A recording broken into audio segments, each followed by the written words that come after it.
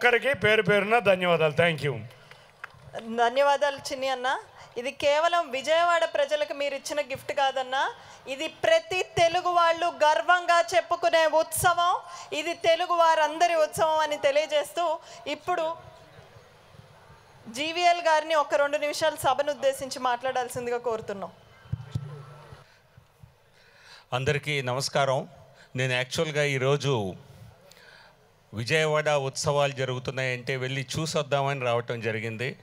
So అనుకోకుండా ఇక్కడ మా పార్టీ నాయకులందరూ, మాధవ్ గారు, మా రాష్ట్ర అధ్యక్షులు, మా సహచరులందరూ ఉండటం, కలవటం సంతోషం.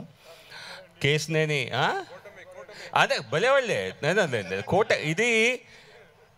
ఇది రాజకీయ వేదిక కాదు, కానీ ఇటువంటి బృహత్తర కార్యక్రమాన్ని చేపట్టినందుకు ఖచ్చితంగా రాష్ట్ర ముఖ్యమంత్రి చంద్రబాబు నాయుడు గారిని, లోకేష్ గారిని, పవన్ కళ్యాణ్ గారిని, అలాగే దానిలో మేము భాగస్వాములం కాబట్టి పివిఎన్ మాధవ్ గారిని, ముఖ్యంగా ఇక్కడ స్థానిక పార్లమెంట్ సభ్యులు కేసినేని చిన్ని గారిని, ఇది స్పీచ్ ఇచ్చే సమయం కాదు, అందరికీ, అలాగే వేదిక పోయినటువంటి అందరు మిత్రులందరికీ కూడా ప్రత్యేక అభినందనలు. ఇటువంటి కార్యక్రమం చేపట్టాలంటే ఎంతో మరి దానికి కృషి, ఎంతో ఖర్చు.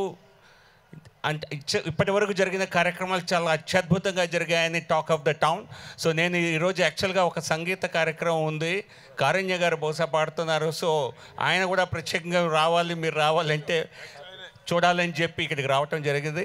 సో ఈ కార్యక్రమాన్ని అత్యంత వైభవంగా ఈసారి నిర్ణయం చేసినందుకు, భవిష్యత్తులో ఇటువంటి కార్యక్రమాలు ఇతర జిల్లాల్లో చేసే విధంగా మరి మనం కూడా ఆలోచన చేయాలని చెప్పి ఒక అభ్యర్థనగా చేస్తూ అందరికీ నమస్కారం.